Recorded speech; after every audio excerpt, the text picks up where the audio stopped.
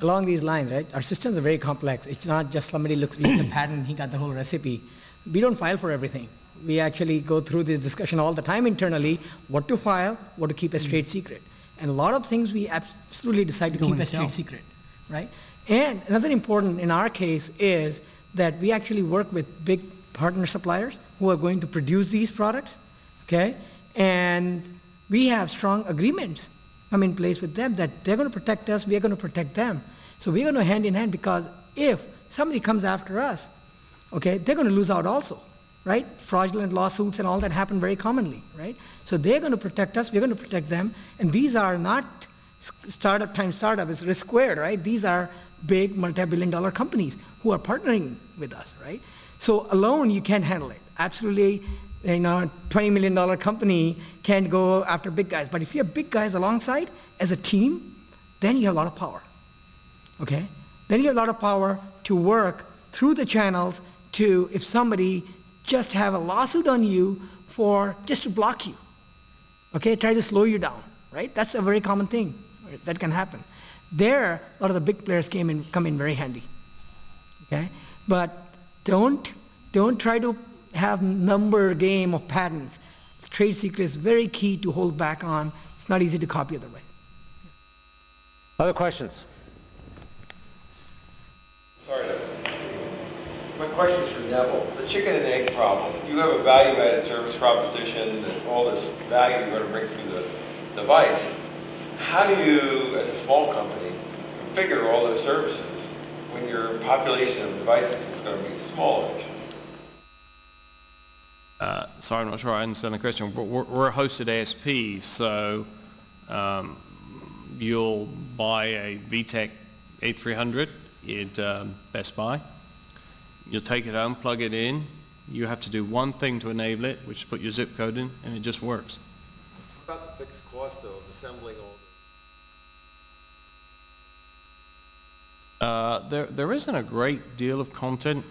Interestingly, most mobile content is generically free.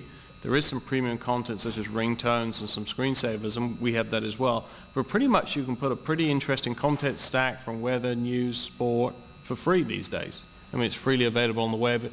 You know, we have actually a deal with Yahoo, so we're using all the Yahoo assets in our retail offering. We're not paying actually anything for the content.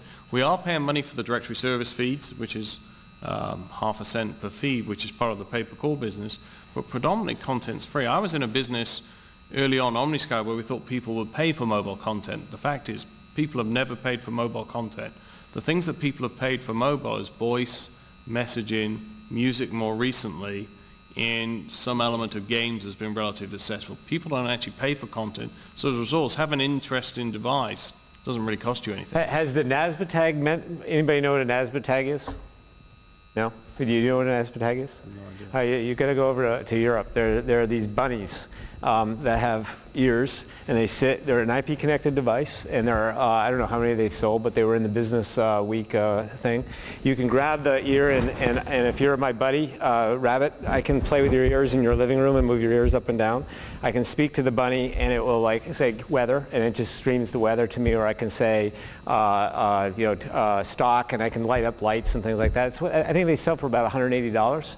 And I don't know how many they distributed, but similar concept. IP connected stuff with the services that you can deliver is relatively cheap. It doesn't cost anything. It's the other things you do that add value. So having your Yahoo email or your AOL IM, stuff like that, where we deal with the complexity in the network and deliver it to a very low-cost device, that adds value to the communications paradigm.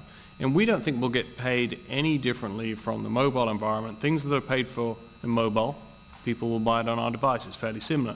But we obviously have the pay-per-call business, which is a big growth segment of the performance-based advertising we're at the key of, because sitting in your kitchen is a device that can drive a pay-per-call transaction. And we can do all sorts of interesting things. So in the morning, you might see a beep and a Starbucks ad with a coupon for a free muffin.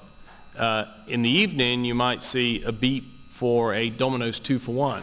Now, all of that is customer opt-in, but there are a lot of interesting propositions. You cross-sell, drive transactions, you get paid for that pay-per-call. So in the Domino's example, you can actually see a little Domino's 2 for 1. You press on it, you're directly connected to Domino's, you order what you want, and we actually get paid $2 for driving that pay-per-call transaction. So it's like a fourth screen in the home. You obviously have the PC, the television, and the mobile phone, but there is a fourth screen that has an interesting value proposition. It's very low cost to produce. It's in different places. People argue mobile's going to take over the world. And actually, if you do the research, most people put their mobile phone in the charger, or they leave it on the kitchen table. They really don't sit around with their mobile phone in their pajamas, whereas the cordless phone is probably reachable. So there's a paradigm around the fourth screen that becomes interesting. And talking on the technology side, people think 3G is going to take over the world in the home, but the fact there's lots of issues with coverage and other things. And we actually have a better economic model because we already have a fat broadband pipe connected to our device.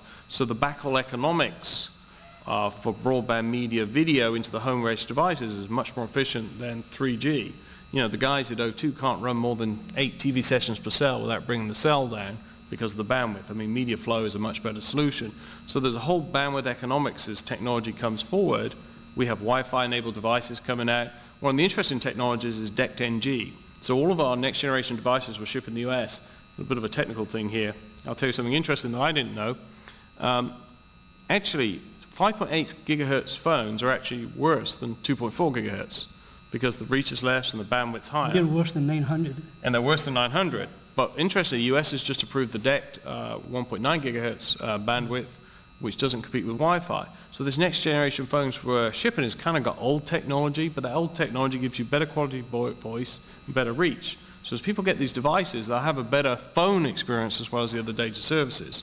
But just behind that, there's something called DECT-NG that can run up to 500K, so as fast as the fastest Wi-Fi network, and it's practically free. So there are lots of new technologies for consumers in the home that can drive a very low-cost adoption of new services. It's pretty interesting how this whole market's developing. So mobile isn't necessarily going to take over the world because there's lots of economic issues. And the reason why Motorola love us is they have a vision that you'll come home with your Q phone that has Wi-Fi, and instead of being connected to your broadband 3G network, you'll connect to your home network. You're already paying for the bandwidth to make mobile VoIP calls and other broadband delivery to your mobile device for seamless mobility. So there's a very big trend for converged delivery, and people have talked convergence for a long time, but it's really starting to come with all these IP-connected devices in the home. And so mobile world's massive, 2 billion devices. We're focusing on markets 100 million units a year. Is that as big as mobile? No. But if we did mobile, because we have similar technology, we'd have 100 competitors.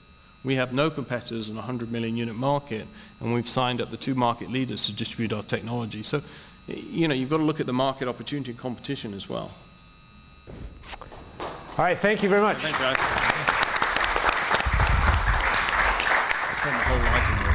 Well, I want to thank Tim for organizing a fantastic panel. We very much enjoyed your contributions, and I look forward to seeing you all next month. Thank you very much.